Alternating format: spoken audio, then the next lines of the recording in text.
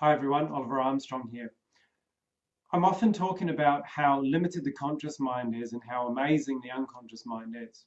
In this video, I actually want to give you a bit of a demonstration of how this works and what I mean by this all the time. So, assuming you're somewhere safe and not driving while listening to this, I want to step you through a bit of a demonstration. I'd like you to play along. Just treat it fun, it's nothing serious. And you can either keep your eyes open or you can close your eyes, whichever is more comfortable for you. And all I want you to do is I want you to pay attention to your feet. Just become aware of your feet. And I'd like you to notice which foot feels more warm or more comfortable. Is it your left or your right? And as you focus your attention on your feet, you weren't paying attention to which hand feels more comfortable. Is it your left or your right? And it doesn't matter which. It could be your right, which is right there, or your left that's left over there. Either one is right. And as you focus your attention on those hands now, and you're perhaps starting to notice your mind doing something strange here. You weren't paying attention to your breathing. And simply because I suggest that you focus on your breathing now, you can become aware of it. And perhaps you notice your chest rising and falling. And as you're focusing your attention on that, you weren't paying attention to your feet and which one is more comfortable now. And as you allow yourself to come back and listen back to my voice, you can open your eyes if you previously closed them. What that demonstrates is how limited the conscious mind is. It was essentially only focusing on one thing at a time. All of your awareness and your attention was focused on one thing. So I want you now to consider how much your unconscious mind is doing, and I'll give you an idea of how much.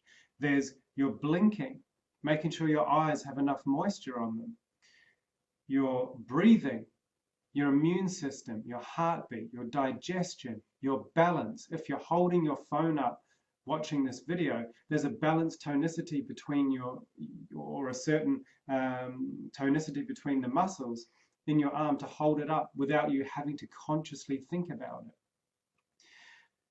it. This all links into your ability to ride a bike. Assuming you can ride a bike, you can go years. You can hop on a bike, you're a bit wobbly at first, but then your body learns the balance, gets back in, gets that back, and you're able to ride the bike. So there's so much that happens unconsciously. And when we focus on our problems, we get consumed by them because that is all we can focus on consciously.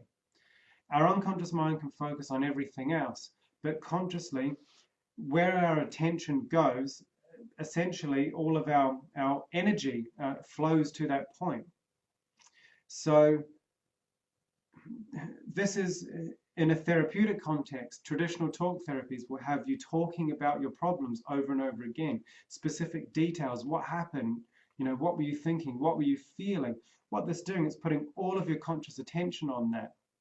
And what happens in that context is then your unconscious mind also pays attention, because as you recall those details of specific events or specific memories, they exist unconsciously, and your unconscious has to bring these up for you to become aware of them consciously.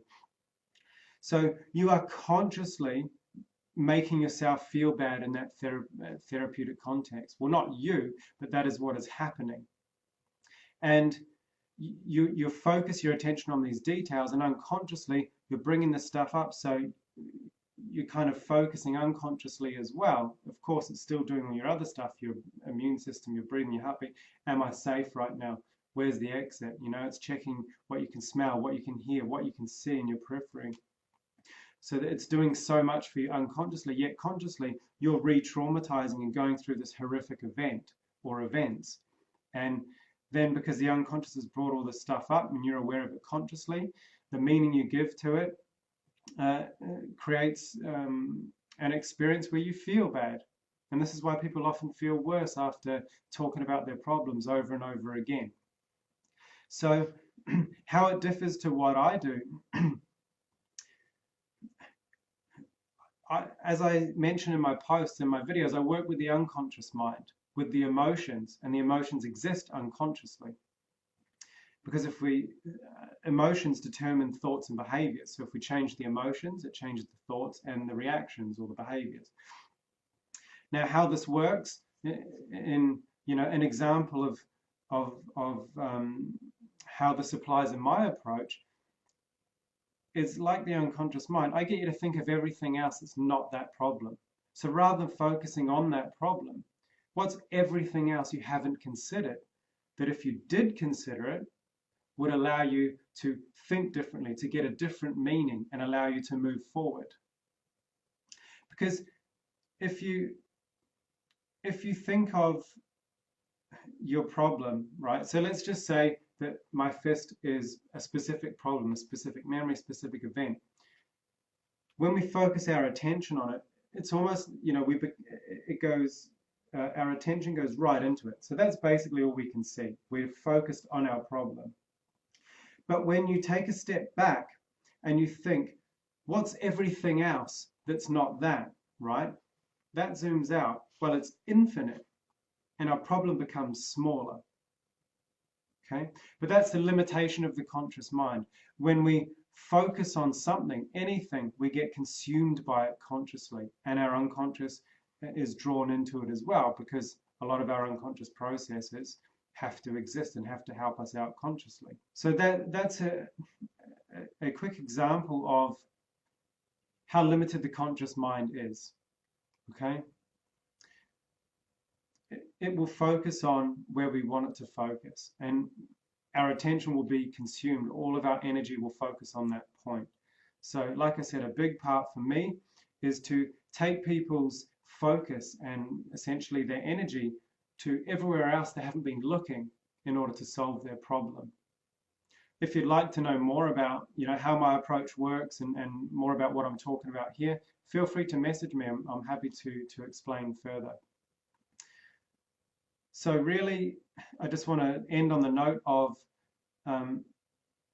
just start to consider everything else you haven't, which if you were to consider it, would allow you to move forward. Okay, and as your mind is spinning with that, I will sign off and say thanks for watching. I'll see you next time.